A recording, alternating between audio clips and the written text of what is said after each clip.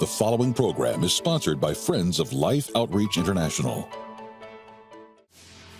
Coming up on Life Today, after braving her own change, Andi Andrew now helps others navigate the unknown roads ahead. And I had gotten so much help and so much healing from a lot of stuff in my past growing up. And when that started to resurface, I was like, okay, a lot of stuff is broken down. A lot of stuff has changed over this year. So I called a friend, one of my closest friends, and she says these words to me: well, Andi, you're gonna be okay, but we need a game plan.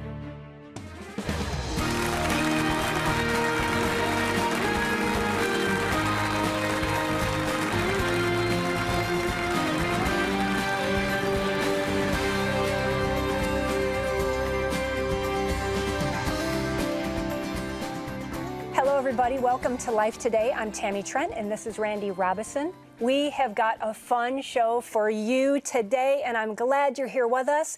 We have Andi Andrew with us today. I have never met her personally. Oh, you hadn't? I have not, but she's been on before. Audiences love her. I love her. Yeah, I love her. I'm going to tell you a little bit about her in case you've never met her before. She is a host of a podcast called Coffee with Andi, and I think right there you should probably just want to be her friend. Coffee with anybody. I mean, I'm in, totally in, but she is just an incredible person. She's a great speaker. I'm going to add to her bio also a singer and a dancer, because I've seen her online trying to dance and do the robot, and I'm like, I didn't know that. Let's just add that to her bio. So many things you didn't know, but she has co-pastored with her husband for many, many years. She's also an incredible author, and she has a brand new book out called Braving Change, Release the Past, Welcome Growth, and Trust Where God is Leading You. Andi, it's so nice to really meet you officially right now. It was so good to dance with you in the hallway too. Girl, I know, I was feeling it. Oh, this... No, don't want to? No, y'all go ahead. That's your thing. We'll do it. But look, I am so happy to talk to you because, you know, your book meant so much to me. I'm a girl for the last 22 years that has walked through change. Yeah. You know, I lost my husband 22 years ago, and it was tragic. It was an ending to my life in so many ways. It was a massive transition, an enormous change. And so your book really ministered to me also in so many ways, even chapters on grief. And I think that there are so many people that might be tuning in today that might feel stuck and might not know how to transition properly, and how do we embrace and become brave through the changes in our lives. We all need that. So I'm going to start by asking you, what was it in your life, if you can take me back, that where you had to face being brave? What was that like for you to actually inspire such a book today? There are two things, and I'm going to share them with you quickly, but where this kind of began, where I felt like the Lord was really teaching me about transition and change, was when my mother-in-law was diagnosed with an inoperable brain tumor, and we lost her very quickly. And then at the same time, and I know this may sound crazy, but I have this beautiful redeemed relationship with my parents, and they helped us plant our church in New York City. And at the exact same time, they felt like it was time for them to transition and leave. So at this one moment in time, I lost my support network. I felt like I was losing my parents, and I remember being so angry and broken and crying out to God. And do you know what he showed me? I was reading in Exodus when the children of Israel had left and they had seen the greatest signs, wonders, and miracles, and they started to yell at Moses and Aaron, saying, "You brought us out here to die when we want to go back and eat our meat pots." And the Lord was like, this is what is happening with you. You've cried out for change in your life, and just because it doesn't look like what you thought it would, I'm trying to show you that I am your Father. I am present with you, but you are crying out for the meat pots of your past. And I think that was a season for me where I realized change is constant and I better get good at maneuvering change. And I felt like throughout those years, the Lord began to give me wisdom on that. And just recently, we transitioned 2 years ago, the church that we planted in New York City and that we had planted, and we moved to Charleston, South Carolina, and the grief and the loss, there's so much with that story, but that's when it felt like it was the right time to begin to write what I had been learning over the years. You said a word there, and you know, we're told that when change happens, right, we're not supposed to grumble. Yes. Is it okay though to grieve? 100%. I think that was the biggest chapter for me. I got into, I think it's chapter 3, when I started to write the need to grieve, and I didn't realize how much I had bottled up. And I think the thing that maybe we all learn either the hard way or the right way is that if we do not grieve properly, because he says he comforts those who mourn. And what do? We store up the grief in our body. It will come out some way, shape, or form. That's right. And so we have to be able to grieve the good and the bad. Yes. Because I found that often grief and gratitude, you can have gratitude for a new season, but grieve the one that you just lost. And so even in the middle of writing that, my eldest son was in his senior year, and I pre-grieved everything. Like, I was like, Pre-grieved. he's leaving me. And so I do think that grief is so, so important, and we need to do it well and not avoid it, because it will come out. How does that look, though? I mean, right? Because there's got to be a proper way to do it, and then one that's not so healthy. I don't know. How do we do it in a healthy way? Does that make Totally. sense? There's many personality types, obviously. Yeah. There's like, you think about the firstborn during a funeral, they're going to be making sure everyone else is okay. And it's not just the firstborn. It can be anybody in the family that takes a role that's like, I've got to make sure everything's okay. They stuff it down. They're not the crier. And they're the person that one day in 6 months' time, it's all going to come out with one little thing happening. Yep. You know what I mean? I know I don't know. what you mean. What were you like? I know what you mean. I'm a fixer, but I'm just like, I hold a lot in. Yeah. I'm one of those girls, even with my grief and the grief journey, is I'm strong. I hold a lot in, and it takes one little thing that triggers one of the silliest little things. It's always silly. That nobody's around. I'm in my house, and it's just fallen on the floor, put a dent in the floor, and it was like the floor Trent, and I put it, and I'm just like, and I lose it. I am a total mess, and but I've allowed myself, Andi, to be in that moment. I carry it a lot, but I've allowed myself also the permission. We say that a lot. Give yourself permission. But you have to, because grief is either going to grow you or it's going to destroy you. There you go. And I was determined early on that I was not going to let this grief destroy my life. Come on. That I was going to walk through it, that I was going to scream if I needed to scream. I was going to get mad. I've gone through the anger. I've gone through all of that. I've celebrated joy. And I think so many of us have gone through those different seasons, but we want to know that God isn't disappointed with us when we're mad, that God isn't disappointed with us when we're angry in the moment, you know? And I think I've had to learn all of that. And like Randy said, how do you do that in the right way? To stop listening to the lies that God is mad at you if you're not handling this properly. Well, I think you do have to be kind to yourself. You have to realize that there are stages to grief. And if you find yourself in a place of anger, you're in a place of grief.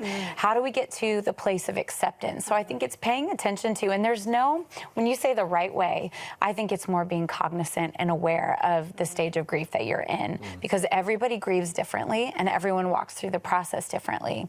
So if you're one of those fixers, be aware of what you're doing. If you're a person who goes inside themselves and actually, isolates, choose to not isolate and bring people into the journey. And so that is like a main thing that I walk through, is like, what do those 7 stages look like? Recognize where you are in the stages of grief, and recognize if you're stuck in a cycle of grief, and be able to cry out for help and bring people alongside. A lot of times what I'll tell people is, if you don't like to grieve, if you're like, I'm not a crier, sometimes the best homework for somebody is to go home, shut the door, tell your kids, tell your family, don't come in, it's gonna get ugly in here.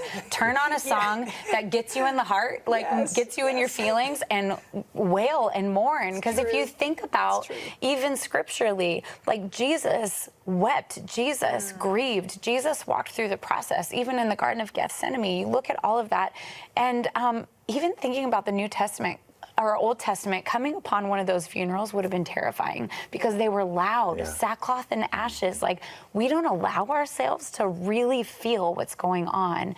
And so I think it's really important to find those places and spaces and people that you can walk through grief with properly. Absolutely. You talk in your book also about change, like the relationship between change and growth. Explain that a little bit too.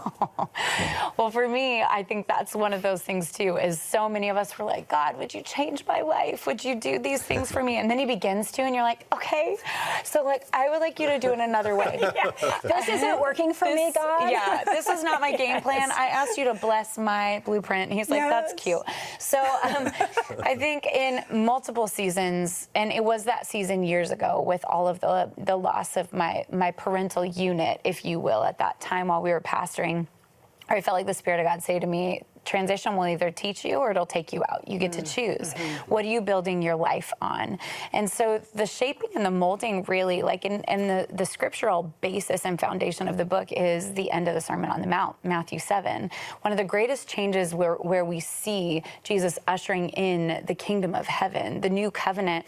And after he says, like, this is really how to follow in the way and bring the kingdom of heaven, he says, now, if you hear my words and actually do what they say, then you're building your house upon a rock. So when the storms come and the wind beats against your house, which isn't that interesting? Storms are promised. Your house won't fall down.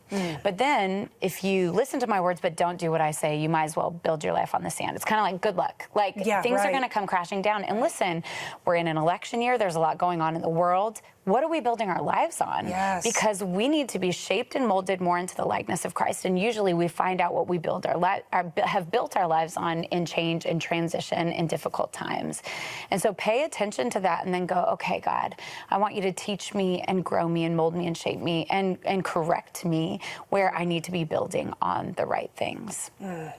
So the idea of building on the rock and being exposed sometimes by the winds of change, I think it begs a question of after a transition, and it can be anything, an unwanted one, a tragedy, a planned one that just doesn't feel like the way you planned it, right? Yeah. Or just maybe the ages of life. All my kids are married now, so it's a different home. How do we, if we haven't fully built on that rock, how do we rebuild after these changes, whatever that change may be? Talk a lot about having a game plan, and that was language that came to me after actually really just having a breakdown at the end of 2020 and pastoring in New York City through that, and really starting to have panic attacks in front of my children. Like, again, I was like, this is embarrassing. Usually I could, take care of those and do them somewhere else. And I had gotten so much help and so much healing from a lot of stuff in my past growing up. And when that started to resurface, I was like, okay, a lot of stuff is broken down. A lot of stuff has changed over this year. So I called a friend, one of my closest friends. My husband was like, I think you need to call Irene. So I give her a call, and she says this all the time, we need to be authentic with the many and vulnerable with the few. So not everybody gets to have everything. So you got to have people in your world. So I was in this broken down place. I knew I needed to rebuild. So I shared with her what was really going on. And she says these words to me, well, Andi, you're going to be okay, but we need a game plan. And so in that, she was helping me to rebuild. She was a friend that came alongside me. And in that season, it's going to look different whatever season you're in, the rebuilding. So you got to pay attention and look around the rubble and go, okay, what needs to be left and what do I need to rebuild? In that season, I knew I needed my mental health needed to be strengthened again. So I ended up going to this place in Colorado in Buena Vista. It was a two-week intensive that she told me about. Oh my gosh, radically changed my life. I mean, I walked out of there going, I'm literally not the same person. And then she said, I'd love for you to join my Pastors Celebrate Recovery group. Now, I don't have trouble with addiction, but codependency from my upbringing, it had literally shattered me in my leadership. So I went to this group, and this was part of my game plan, to meet with these women every single week, pastors around the world, to be vulnerable with them, to grow and be discipled, and to be changed and rebuild those things that had been broken down in my life. So that was my game plan in that season. But for anyone else watching, like, your game plan looks differently. You've really got to bring the right people in and ask God, what do I need to do to move forward to rebuild after all of this change? Like you said, the stuff you ask for and the stuff you don't ask for. Can I point out one thing that Irene said to you? She started by saying, you're going to be okay. But that hope that she gave you, how critical is it that we always have hope? So critical. And I don't know, because when it's that dark, you actually don't believe that that's true unless someone can look you in the eyes and go, I see who you really are. You're going to be okay. Someone that you trust. That's what you made that call to the person you trusted the most, who had been walking life out with you, that knew you the best, that said, you're going to be okay. But she didn't leave you there also. No. Sometimes we also just kind of stop there. You're going to be okay, because also sometimes we don't know what to say. We don't know what to say. But I love that she said, but we need a game plan. Some things, we've got to change some things. You've got to make some changes. Do you want to heal? Yes. Do you want to believe in hope again? Do you want to dream again? Do you want to believe of a God of impossibles? Then you've got to do something. And that's when you said, I'll go. And I'll do it. And I'll do the hard Yeah, work. I think that's really important too, because you said those words and it alluded to what Jesus would say often to the paralytic, who it was obvious what they needed. But it's like, do you want to be made whole? Yes. There's like we need people that bring hope, but we have to choose to move forward too. Yes. Andy, you say in chapter 5, and I wanted to see if you break this down a little bit, you just use the simple word remain. Can you break that down for me even more today? Remain. Yes.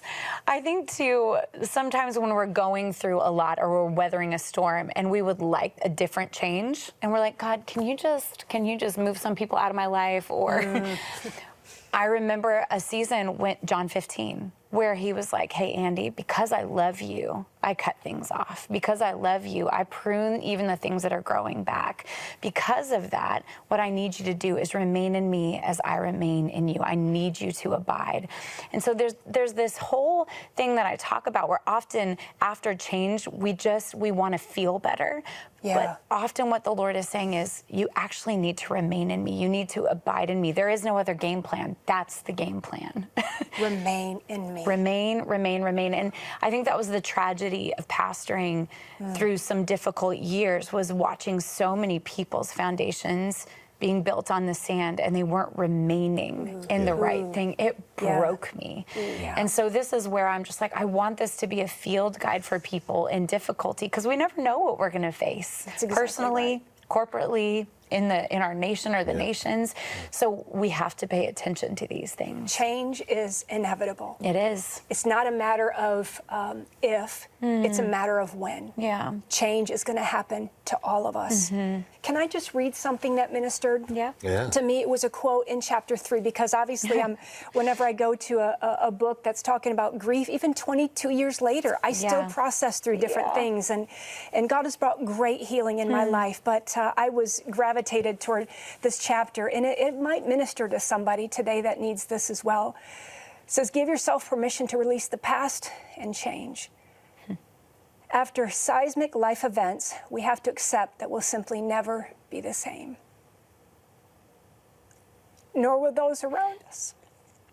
Which means you have permission to change. Let go of the identity you formed to pacify and satisfy the expectations of others.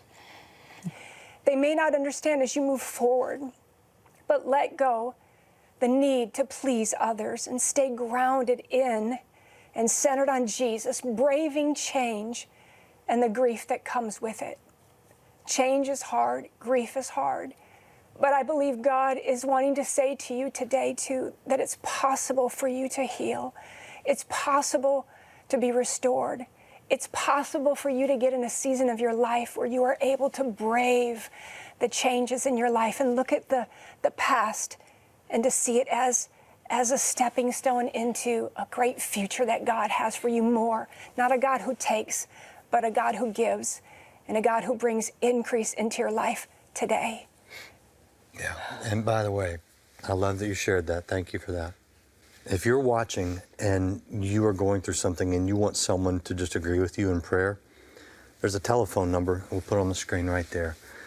That's a prayer line. It's for people that will listen to you, that will pray with you, that will stand with you, whatever you're going through. There is hope. There's always hope in Christ for you. But if you want to talk that out with someone, call that number right now. Also, you may want to go a little further with Andi. There's a wonderful chapter in here on finding rhythms of rest. Some of you need to find that rest. You can ask for Andi's book, Braving Change Today, when you help us bring hope to others. Watch this and you'll see how. ភ័ក្រថាទៅធ្វើការហ្នឹងទៅធ្វើការហូបតុក លើកម្ហូបអីឲ្យភ្ញៀវហើយទៅវាដាក់ថ្នាំខ្ញុំឲ្យដេកហើយងើបឡើងគេធ្វើអីខ្ញុំហើយ From the bright lights to the brothels, on any given night all around the world, there are millions of young girls who thought they were going to work in a legitimate job only to find themselves in a situation just like Kim, where their lives were turned upside down by sex traffickers. And that's where Life Outreach's partners step in to rescue girls who have been forced into prostitution by human traffickers. Whenever we're able to arrest a trafficker, it's a huge win, because not only does it mean that place is shut down, but that might mean that tens or maybe even hundreds of girls won't be trafficked because of that. SWAT raids are just one of the means our mission partners use to rescue girls. Others will reach out one-on-one and befriend girls who feel trapped in the world of sex trafficking. Once girls are taken into our mission partners' safe houses, their lives are forever changed. I want to see them to have a safe place to stay. I want them to have people in their life who they can trust. And I want them to keep fighting for a better future and fighting for the goal that they have in life. And I want to see them still living with hope, because I believe that when they come here, it's not an accident. God plans for them, and His plan always for good.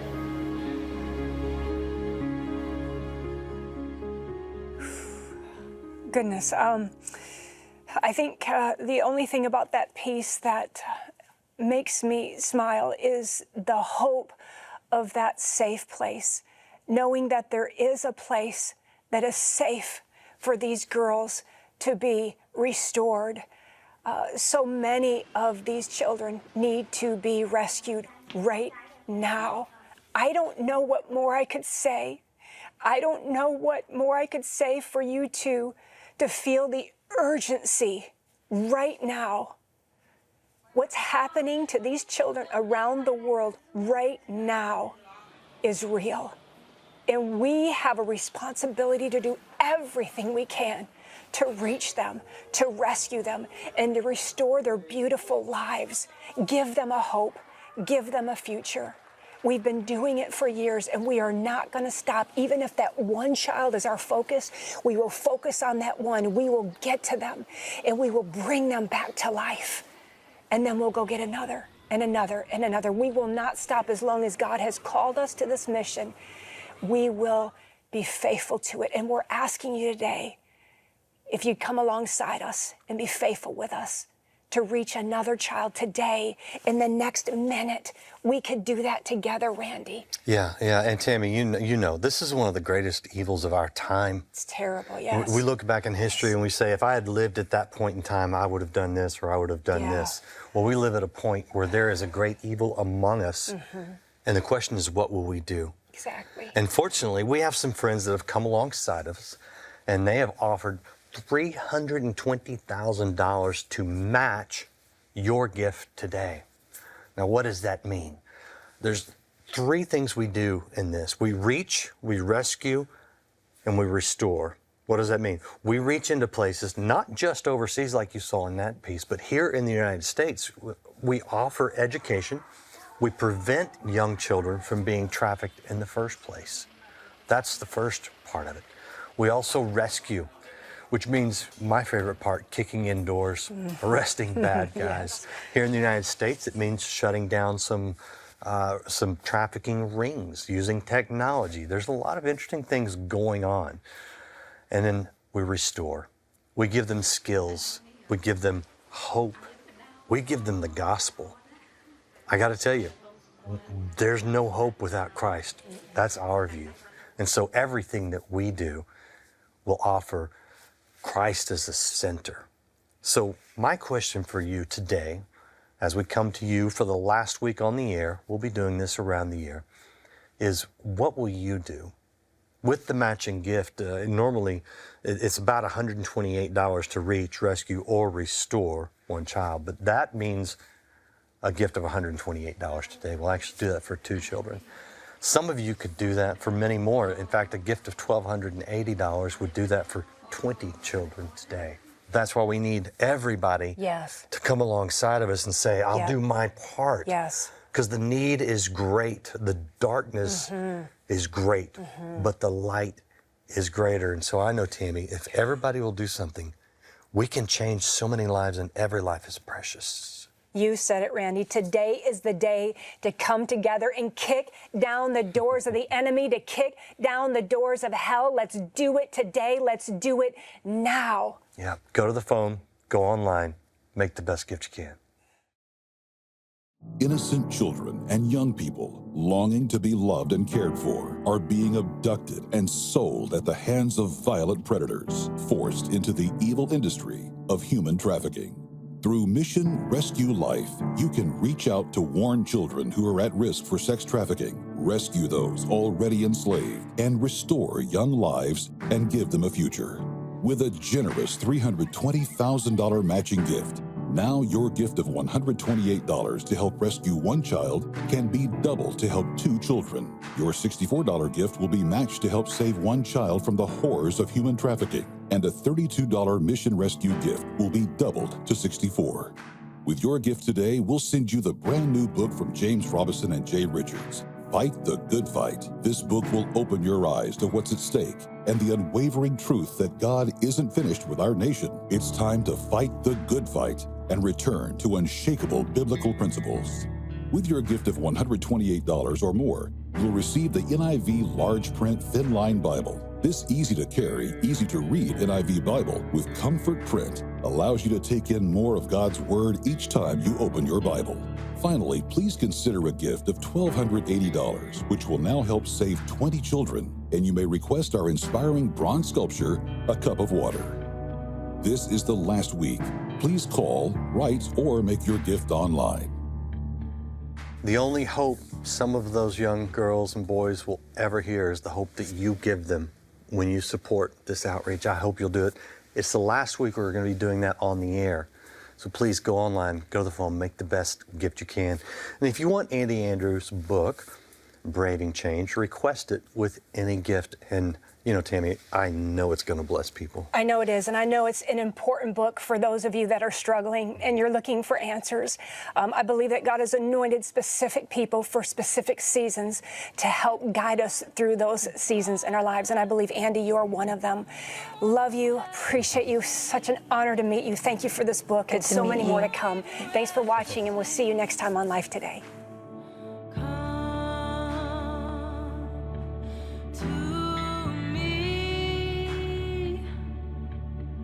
I'll be your refuge, hide under my wing.